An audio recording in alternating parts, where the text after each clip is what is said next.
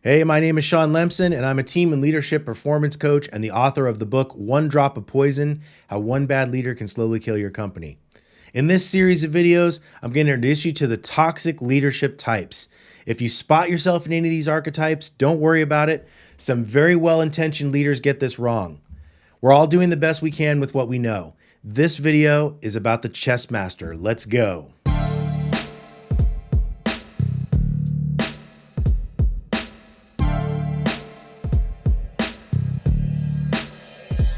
The chess master is someone who has a belief that leadership is a privilege and that those they lead are beneath them in some way. They tend to make big decisions for their teams by disappearing into a cave with other chess masters, and then they pop out to announce how everyone else's life is now different. This can be in the form of reorgs, team restructuring, roles, processes, the stuff that the team who does the work should actually have a say in. Chess masters believe they were promoted into their roles because they have good answers. And that may be true, but leaders are supposed to be the ones with the good questions.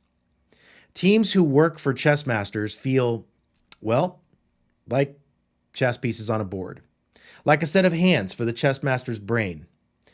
Team members feel disengaged, and they often don't buy into the chess master's grand plans. This often surprises chess masters. They think their decisions should be respected and followed, and they don't understand why people don't just go along. Chess masters have a really hard time keeping teams engaged and motivated. Turnover may be high, and it may be difficult for chess masters to hold on to expert level employees, as these employees really resent not being included in decisions that affect the team and the way problems are solved. Chess masters often promote others who follow orders well rather than those who solved problems and synergize with their team members. This is what makes this archetype a drop of poison that spreads, as good order followers, when promoted, usually become chess masters themselves, expecting their teams to also be good order followers. Innovation is very difficult when everyone on the team has shut their brains off to follow orders. Now, it's really important that I give you this disclaimer, because I don't want you to get the wrong idea about what I'm about to say. How we show up as leaders is directly influenced by beliefs, values, and principles we have about leading. And these three things are, in turn, greatly influenced by our upbringing, literally how we saw our parents modeling leadership to us as kids. It also comes from observing leaders we admire, mentors we've had, and how our culture has demonstrated leadership to us.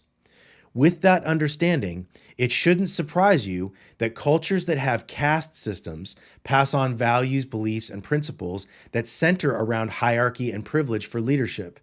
It will be most tempting for you to fall into the chess master trap if you come from these types of cultures.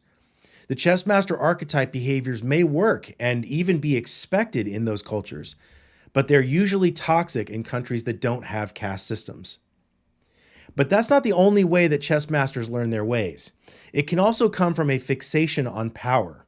If you're interested in how power plays on our psyches, I highly recommend Brian Klass's book called Corruptible: Who Gets Power and How It Changes Us. Some people are naturally drawn to power, and these types tend to end up with a toxic archetype for a style of leadership. Notably, the chess master, the peacock, the ladder climber, and the drill sergeant. If you're a chess master and you don't want to be, the best way to begin is to start putting yourself in the question space and your team in the answer space. You can still be an expert, but you need to use your expertise to make good, powerful questions for them. For example, how will you address the issue of scalability? Is a powerful question that gets the team thinking if they manage to miss that in their own solution. As a chess master, you may also undershare information and dilemmas with the team, preferring to solve the problem first and then tell your teams what to do. This is a gross misunderstanding of what leadership is. That is management, not leadership. Leadership is like gardening. Your job is to cultivate the soil and protect the employees from the elements while they do the growing. That growth will come from their own involvement in solving the solutions. Just like good parenting is preparing the child for the road, not the road for the child. Good leadership is preparing the employee for their advancement, not using those opportunities for the leader's advancement. Companies that are diligent about keeping toxic archetypes out of their cultures will recognize the gardener in you through the quality of the crops grown. Besides, you can't just scream at the tomatoes to grow. It doesn't work that way.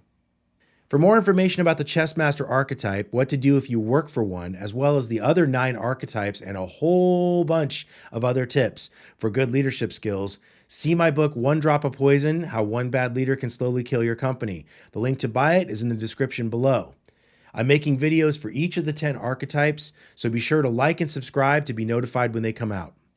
Thanks for watching. Now go out and grow some great employees.